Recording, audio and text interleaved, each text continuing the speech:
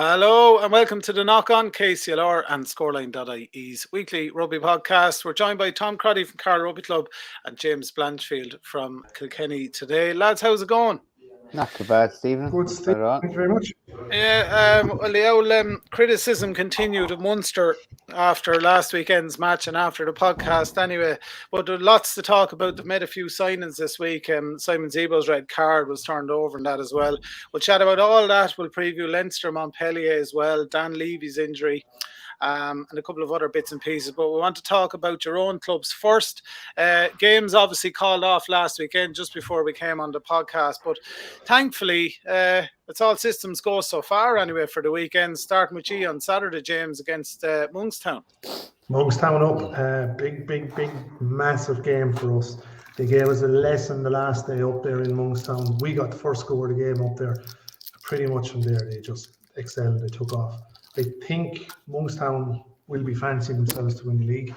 They have 12, if not 13 players in their squad who have Irish representative of some description, be it schools, under 20s, clubs, and so forth, colleges and whatnot. They're a really strong team. But look at, if you want to last in the league, you want to be competing in this league, you need to beat the best teams, you need to compete with the best teams. Crookstown's a hard place for teams to come. Like, I think we've only lost one league game there in a couple of seasons, so even before the COVID break. So look, we have a lot to do if we want to beat them. But when our lads back themselves and when they get their detail right, when everybody's heads is switched on and on the game, we can compete with anyone in this league, So the boys won't fear them at all coming down. There are a few lads who are still absent through, I suppose, long COVID. Another couple of guys picked it up, so I think the lion's share of the squad at this stage have had it. So fingers crossed now we get through this week and we get a result off Monkstown, and we can kind of build a bit of momentum going into the cup then. But chatting with Doc last week about it, they were excited about Dundalk. They were thinking they were going to go to Dundalk and get a result. Ideally, coming into Monkstown, we would have liked the Dundalk game to have happened, because it's been, don't know for you, Tom, but we had both of our pre-games prior to Christmas called off as well. So it's been a long time since we've had a game. So, a bit of match rustiness might be there as well. But look, at the lads are going to be chomping at the bit coming down. Remains to be seen, call me, as to what the team is going to start. But I'd say it's going to be probably the guts of the same team that has been starting all year. Conor Dempsey, Ben Devlin and Drew Phelan in the front row, Wes Carter, and hopefully Simon O'Hara back to pack the second row. The back row can be a toss-up, but remains to be seen if Dave O'Connor is actually going to play, because he had COVID over Christmas, just to see kind of how he can function. But I'm sure Shane O'Riordan, Roy Carter and a few others will slot in there. Scrum half is up in the air. Probably Jake will definitely start at 10. Joe Manuel and Aidan probably in the centres, and then the back three is a toss-up as to who starts where between Podgeman, Lyndon Brannigan, Jack Walsh and Liam Caddy. So look at the resources are there to beat Monkstown and Kilkenny. But as I said at the beginning, everybody needs to be on song. We need to get our detail right and need to make sure that we don't perform for 60 minutes, that we perform for the full 80 and stay in the game for the full 80. Because you have the Dublin teams coming down who have massive squads, and their subs are every bit as good as their starters, and every sub that comes on makes an impact. We may not necessarily, through injuries and COVID, be in that position. However, the lads that are on the pitch have to stay in the game for the 80 minutes. Yeah, tough prospect as well. And you're talking about it there, momentum and everything. All that's went out the window with all the cancellations and everything as well. Is there an element, James, with these matches that the pressure is off, really? I know there's been points picked up and shared and this, that and the other. Yeah. Is there an element that the shackles are off a bit and there's not as much pressure? No, definitely not, because look at you have Monkstown, Bective and Sea Point who are running away in the top three. And then below there you have ourselves, Dundalk, Ashbourne, and one, I just can't remember who else. We're still and Gorey. We're all still competing to stay in this league, If I was to talk to you back in October, I'd say Ashbourne are dead certs to go down. Now Ashbourne have made a bounce back after winning the last two on the trot. the game against Monkstown for Ashbourne was ridiculous. What Monkstown did, they had no props, so they started the game at 14. You know, that's the rule. If you have no props and the fixture has to be honoured, you have to start a man down. So they did that, and then they had a man sent off. And with 13 men, they were still beating Ashbourne, but had Gavin Kennedy nailed a kick in the last strike of the game to win it. You know, so that's madness, and that puts pressure on us. So look at it. It's so competitive down the bottom there that one loss for us, one win for Ashbourne, a win for Gorey, or vice versa. You need to stay winning your games, and if you're not winning your games, you need to be getting then a four-try bonus point and a losing bonus point, or at least one bonus point out of the game, because it's essential that you stay winning your games. Now, look at it, saying that the 2 games before Christmas, the first against Ashbourne and the other one against Blanchfield, they're not going ahead. So we've picked up 4 points out of those, which is as good as a win, you know, now at this stage. But the other side of it is it's just helter-skelter down the bottom, and it's helter-skelter at the top as well. Like, I mean, the top 3, they're skipping and jumping like every week. So it's like the 8-team league. It's incredibly competitive. Yeah, no, absolutely. Yeah. It's a harder job to stay up as it is to get promoted or go up. Yeah, so you can't take your finger off the Leinster team will always be favourites to a senior. You know, that's my own opinion on it. You know, when the round robin playoff comes. So, you know, is what you're going to have is like, there's a great opportunity for a league winner there to go senior, you know, because there's no doubt about it. It is the strongest junior league in the country. Absolutely. Tullow host Cill Dara. Johnny Tobin's not here to talk about it. He's busy teaching rugby and training. We'll try and have him back on the course next week. Tullow have a tough job against Cill Dara. Same boat as a lot of teams. Not as many games over the last while as well. But obviously hosting Cill Dara, they'll want to do a job on them. Cill Dara, of course, strong as always. Very tough team to beat as well. Tom, you're heading for Wicklow, another sort of a tough match. Wicklow, a hardy outside as well. What's the thoughts heading over to the far side of Wicklow? Well, we would have preferred to have a game under our belts last weekend against Glendalough, just to get because we had the issue of Mullingar before Christmas, which wasn't exactly a good platform to be going forward with. But look, we've had good numbers up training, even with COVID and all the, you know, the issues that are there. There was 30 lads there on training on Tuesday night. Starting teams. I don't think this. I think the starting team will be probably very similar to the side that that played Mullingar. I think what we would like to see is hope that they would actually go to Wicklow with a bit of intent, and I think the key for Carlow is not the ability of the players that we have, because we have just as talented players on the in the squad as any team, but I think it's the mental thing of getting prepared and coming out on the pitch hungry and chomping at the bit to start from the first whistle and keep that going. Like Jane said about Kilkenny, it's not 60 minutes, it's 80.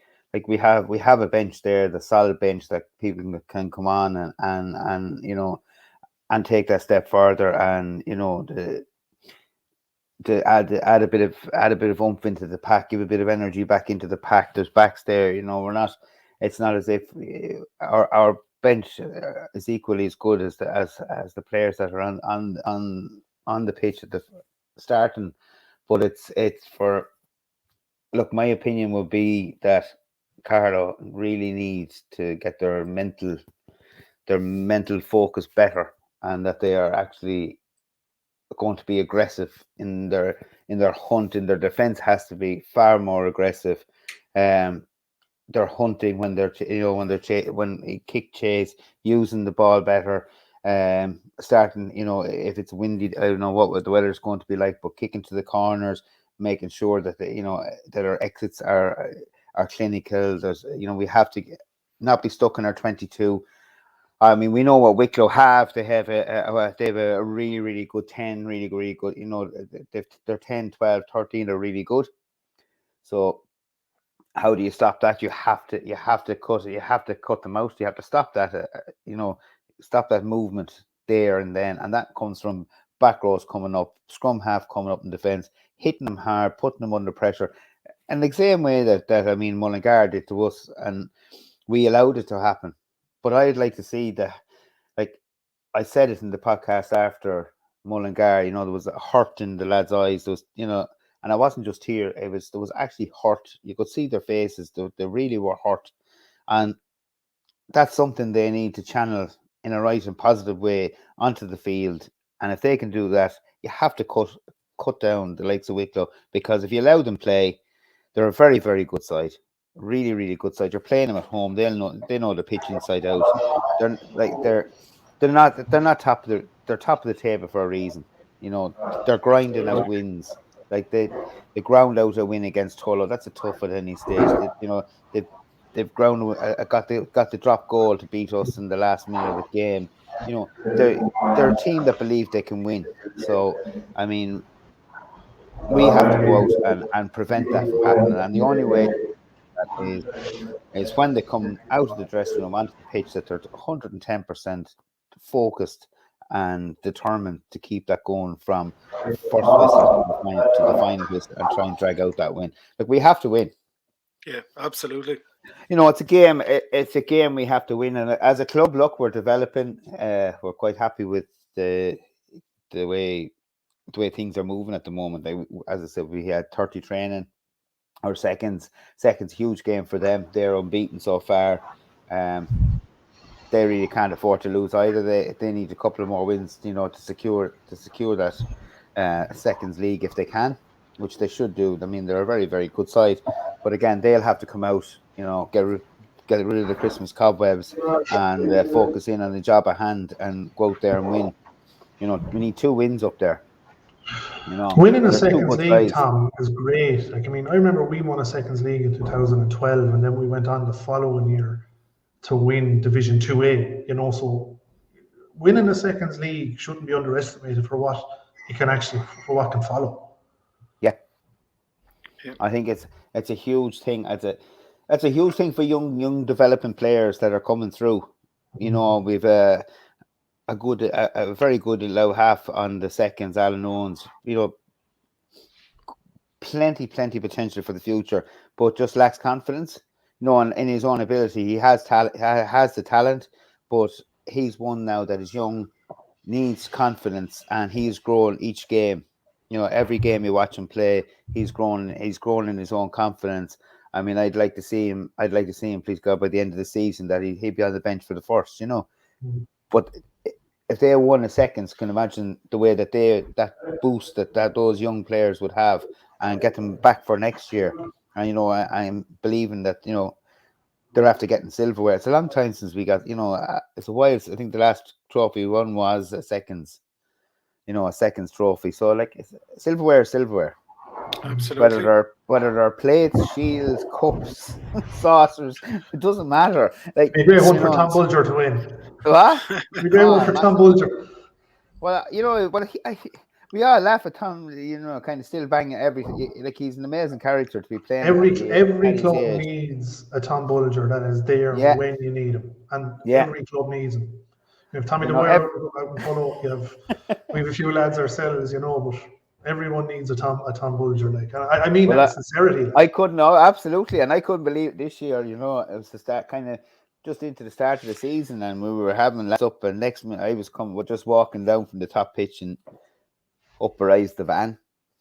Out gets Tom in the gear, and I went, "Oh Jesus!" I said, "We're on for another good season." You know, like he's a backbone, and his son is playing there as well. So, like, your father and son playing on the one team, which is an amazing feat in itself. Like, Sam's a hardy player, you know, and is there about lick it off the ground. First. No, and I'm coaching his daughter. Right. You know, and she's starting fullback. So.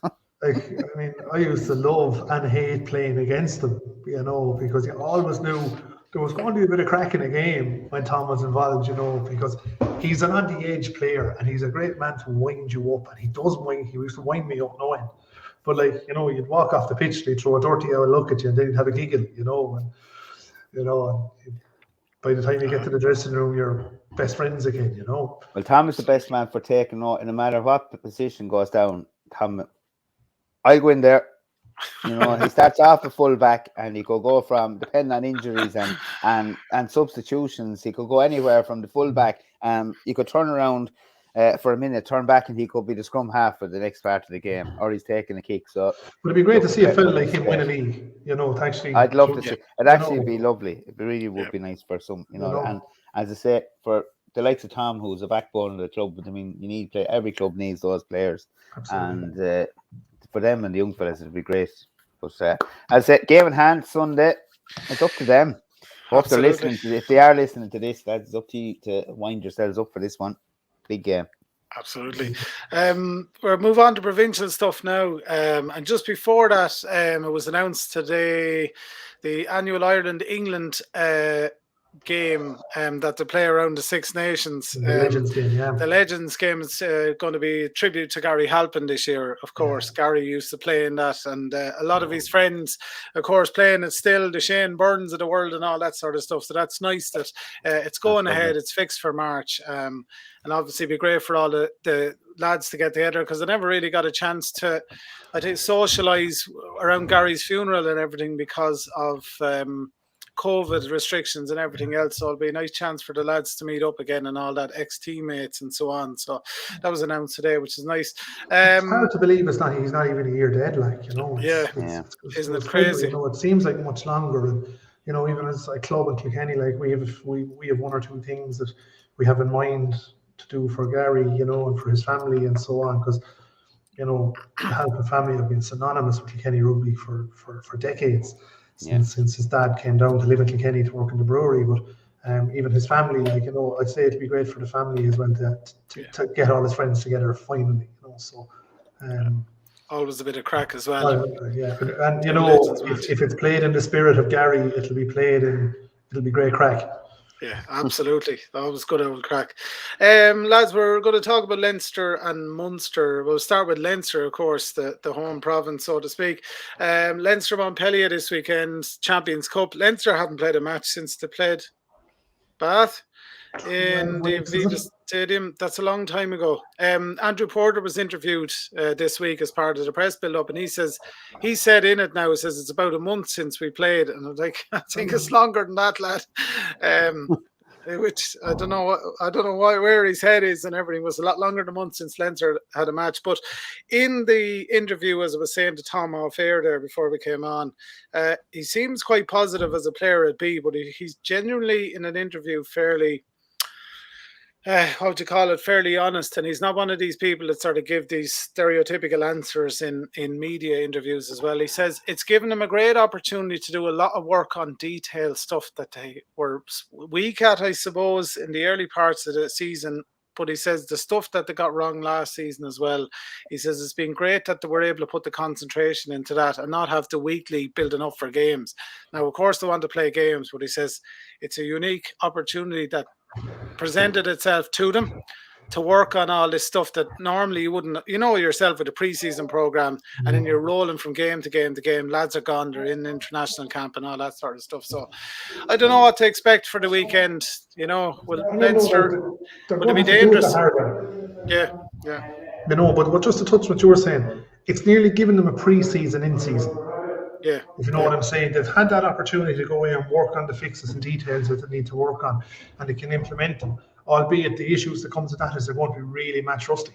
Oh, 100%. You know? But look at, as I always say frequently, they're probably, if not the second best club team in the world, if not the second best club team in the world, are definitely up there. You know, they should be able to overcome all that. You know, and you know, Leinster leave us with very little to talk about because they're so good. You know. Mm-hmm.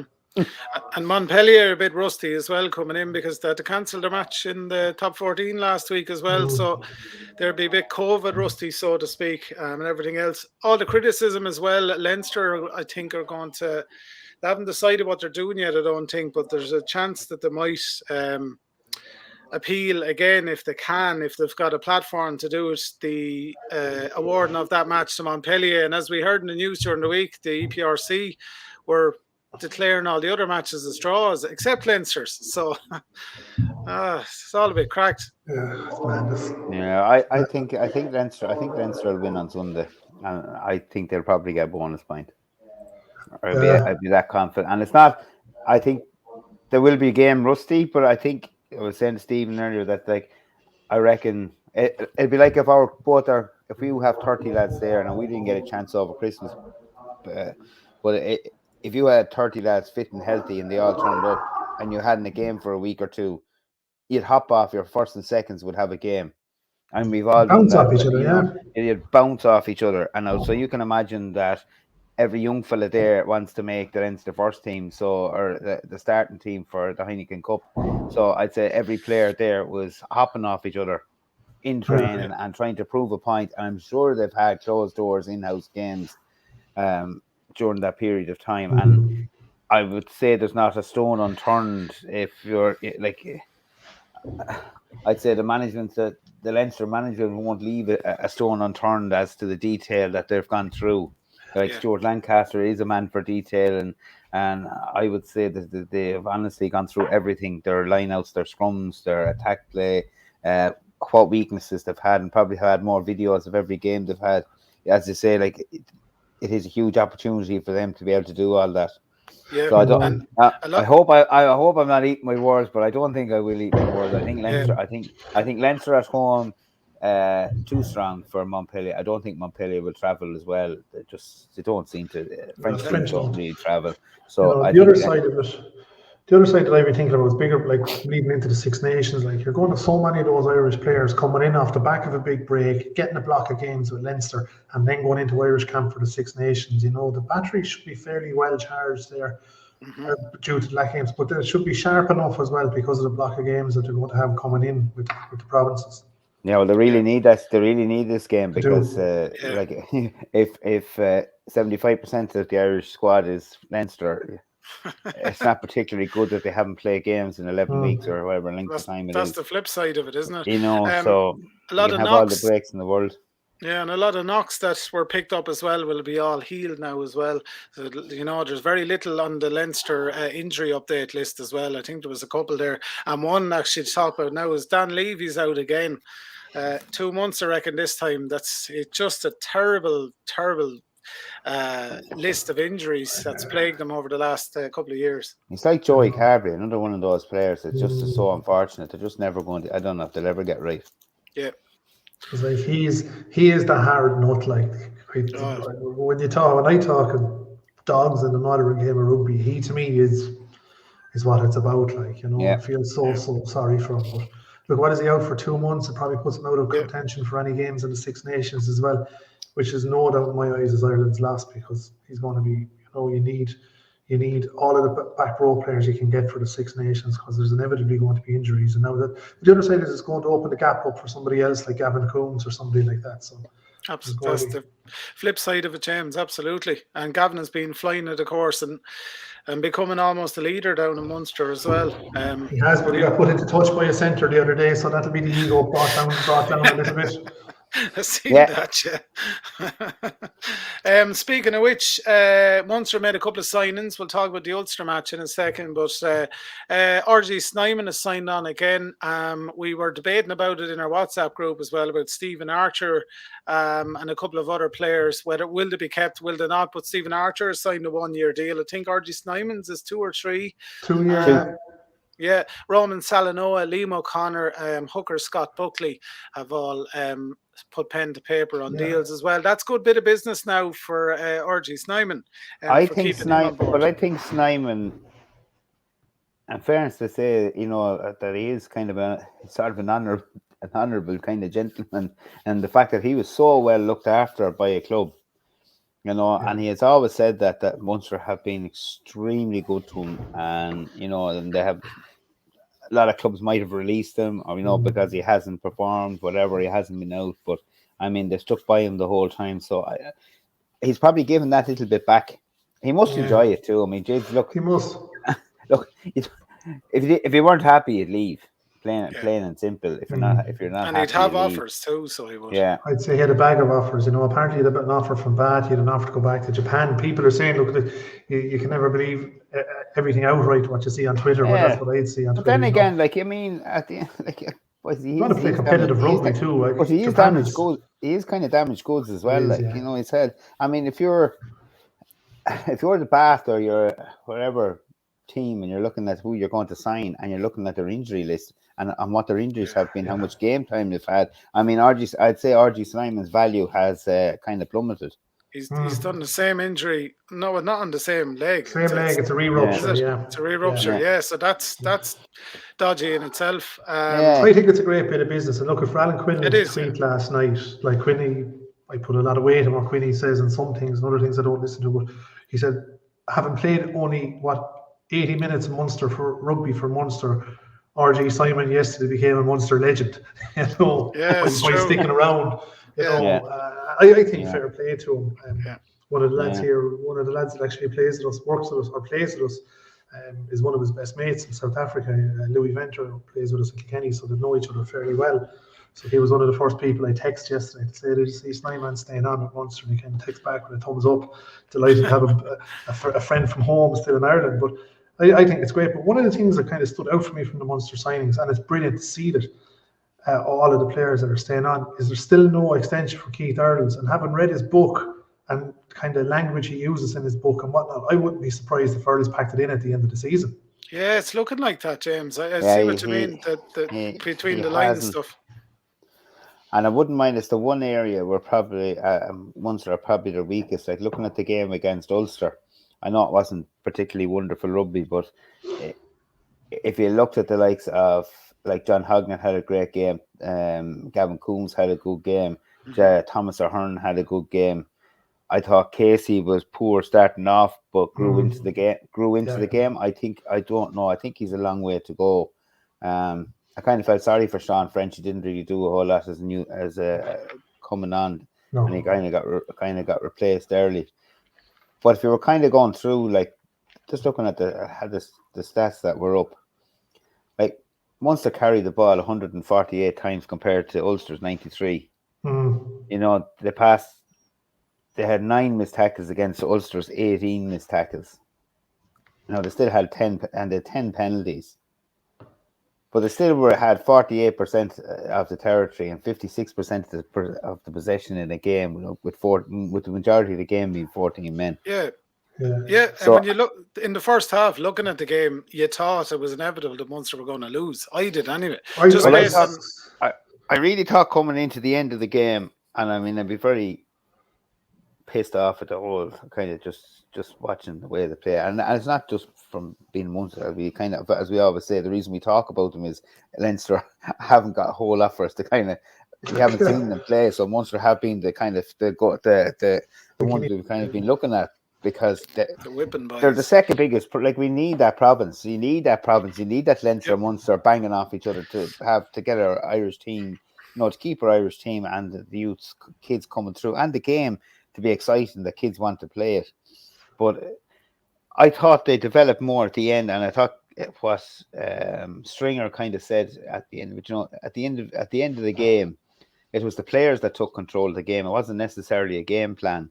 And if you looked at the players, the way that Gavin Coombs stood up, his offload near the end coming into the try, like all those little details, they were hungry. Like, the players are hungry, but they just I like, we can give out about Van Graham what we want, but they have the rest of the season to do. So the players are just going to have to stand up for themselves and start giving performances. They are, because players are responsible too.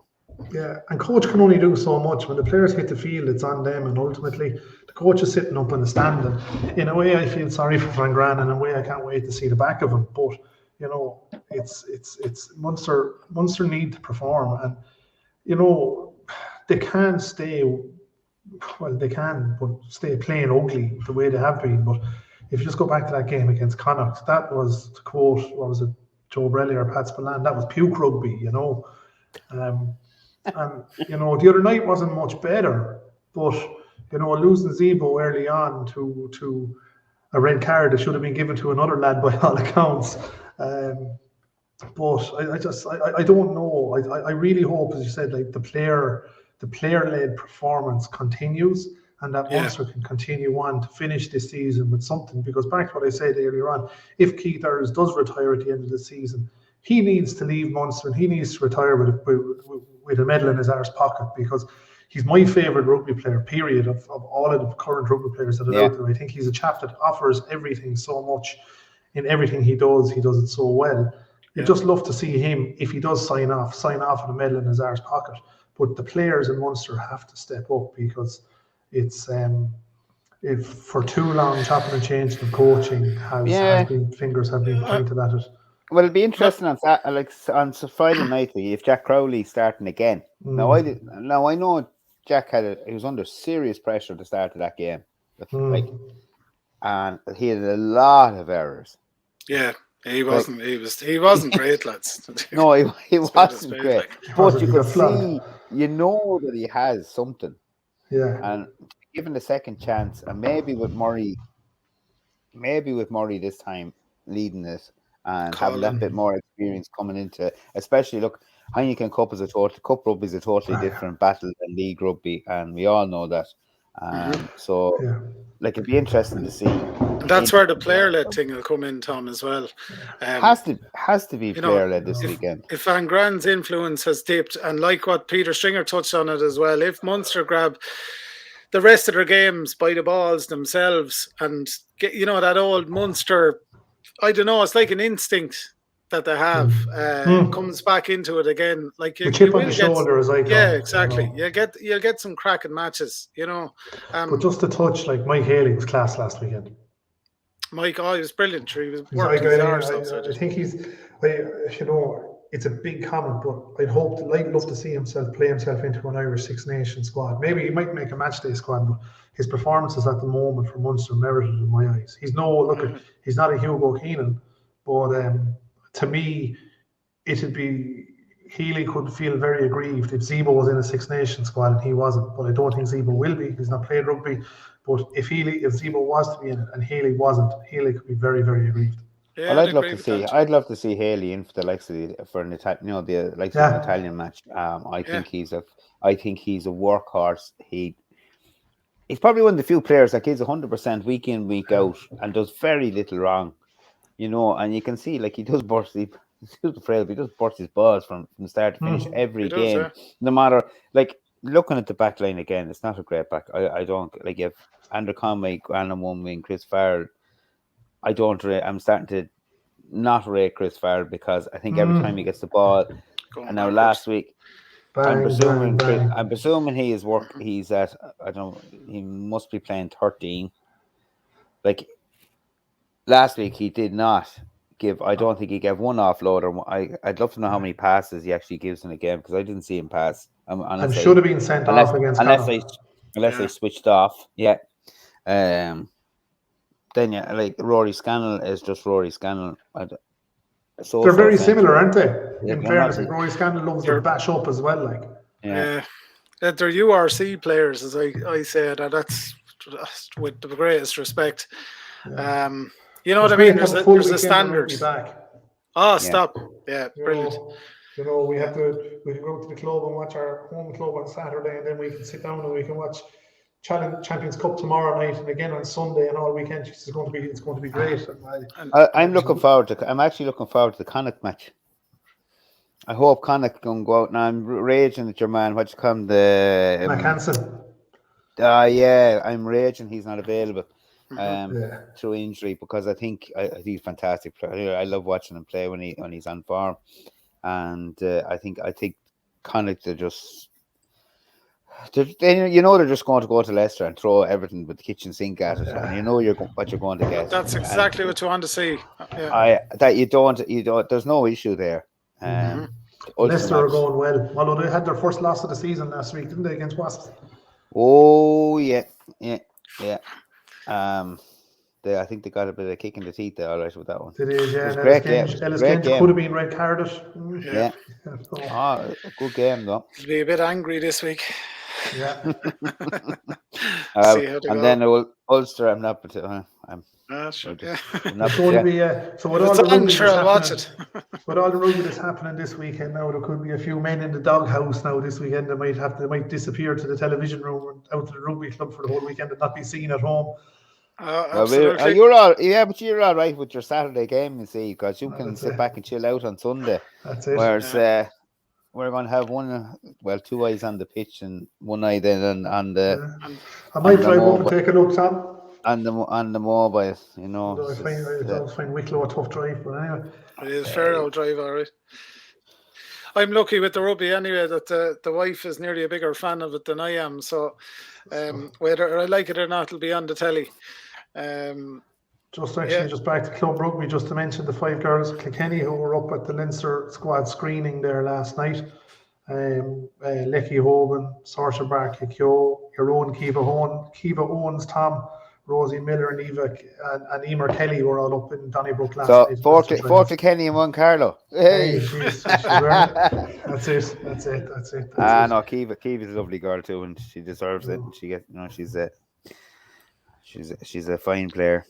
Player. So well done to the 5 of them. Hopefully we get it's not even about making a team, it's about just getting that exposure. They could bring something back to the team that they saw last night, So. Absolutely. Yeah, we've a heap of for those listening, you want to come up and support us, a heap of kids games, youth games on Saturday in the club, starting from 12 o'clock on. After the minis training, we have a good selection of home games for once, because I think we had no games last weekend at home. The one game we had on was a team pulled out of the 14, so we had no home games, so we had no rugby in the club last weekend. So hopefully, please God, this weekend we'll get it out there on Saturday. That's it. And our Rhinos are playing, the 14s are playing in Tullow on Saturday, and the 16s are playing in Athy at 2 o'clock. Good stuff. A busy one for us all. Thankfully, great to see all the rugby back.